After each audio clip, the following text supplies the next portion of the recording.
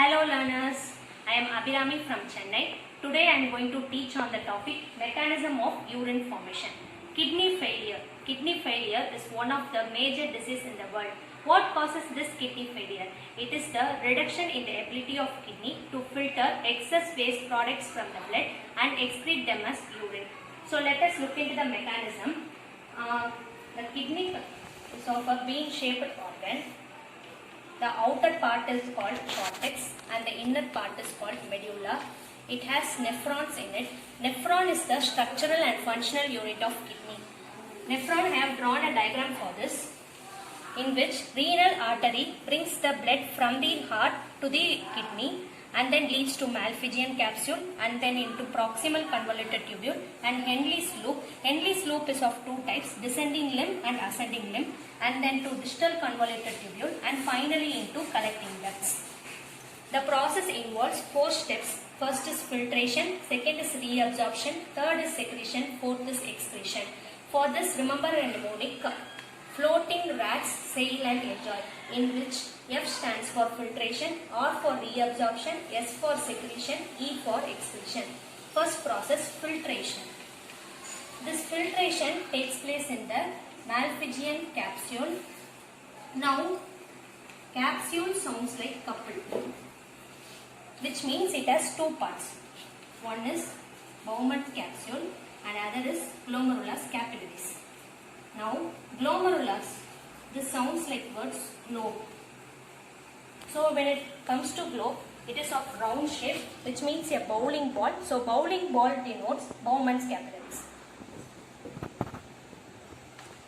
Now,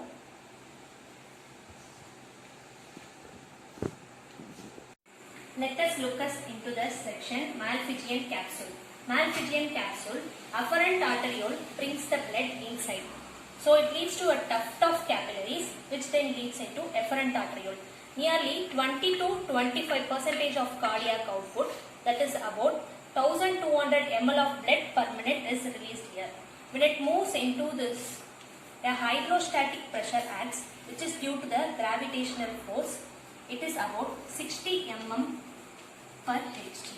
We can denote this as Pb since it is caused by the blood. And while this blood is coming, 3 forces or 3 pressure acts against it. One is the osmotic pressure caused by protein albumin. So we will denote as Pp, which is about 30 mm per Hg. The pressure caused by proteins like albumin is about 30 mm per Hg. And then fluid present in the interstitial cells, which also exerts a pressure, which is about 10 mm per Hg. And then intratubular pressure or the filtrate pressure, which is about 10 mm per Hg. All these 3 pressure acts against this blood. So the net filtering force will be Pb minus, add all this, Pp plus Pi plus Pp, 60 minus 30 plus 10 plus 10. So it is about 10 mm per Hg. So this is the net filtering force. This net filtering force brings about the ultrafiltration. So it is also known as glomerular ultrafiltration. The afferent arteriole diameter of the vessel will be so larger than the efferent arteriole. Therefore, the pressure in this Malpighian body will be higher compared to any other parts of the nephron. To know how this process filtration takes place, we can do an experiment in which I have taken salt water. In this I added chili flakes. This denotes the blood cells, and also the chalk paste. This denotes the protein. And this is the filter which acts in the Bowman's capsule, acts as a sieve. Now,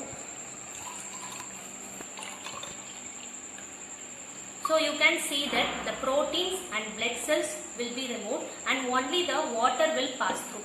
And this water will pass through this proximal convoluted tubule. And then the second process, reabsorption, takes place. Reabsorption takes place in proximal convoluted tubule, Henle's loop, and distal convoluted tubule. So it is also known as tubular reabsorption. In this reabsorption, elements like sodium, chloride, potassium, amino acid, glucose, water are absorbed in high amount. So maximal amount of reabsorption takes place in this proximal convoluted tubule. In this, the urine will be isotonic condition. Isotonic condition means both the solute and solvent concentration will be in the same amount, and then it leads into descending limb of loop of Henle. Always remember, loop of Henle descending limb will be so thin, that is less impermeable to sodium and high impermeable to water. So the solution becomes hypertonic here, and when it moves to ascending limb of Henle, the wall is very thick, in which it is highly impermeable to sodium and less impermeable to water. So the solution again becomes more hypertonic, and then it moves into this distal convoluted tubule. In distal convoluted tubule, minimal amount of reabsorption will take place, and then it leads to collecting ducts. Now the third process is secretion. This secretion takes place in proximal convoluted tubule and distal convoluted tubule. So it is also known as tubular secretion.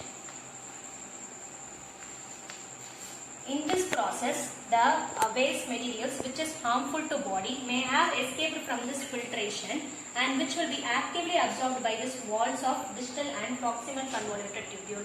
The harmful substance include creatinine, uric acid, drugs and organic acid. This will be actively absorbed in this process, and in the collecting duct, the last excretion takes place. In this, osmotic reabsorption takes place, so that except glucose, all other elements like sodium, chloride, potassium, amino acids and water will be discharged out as urine through urethra. What regulates all these processes is a hormone called antidiuretic hormone, also known as vasopressin, which is stimulated in the neurohypophysis of hypothalamus. In this collecting tubules, there will be osmoreceptors present, which activates this process, and therefore this ADH regulates this whole urine formation process. Now let us have a review on what we saw. The nephron consists of renal artery, which leads to Malpighian capsule, and then to proximal convoluted tubule, which leads to loop of Henle. It is of descending limb and ascending limb, and then distal convoluted tubule, finally into collecting ducts. Reabsorption takes place in distal convoluted tubule and this loop of Henle and proximal convoluted tubule, as well as the secretion takes place only in proximal and distal convoluted tubule. Excretion will be moved out as in the collecting duct. So therefore, 800 to 2000 ml of urine is formed in 24 hours in human being. The urine consists of 96% water, 2% urea and 2% metabolic products. Hope you understood. Thank you.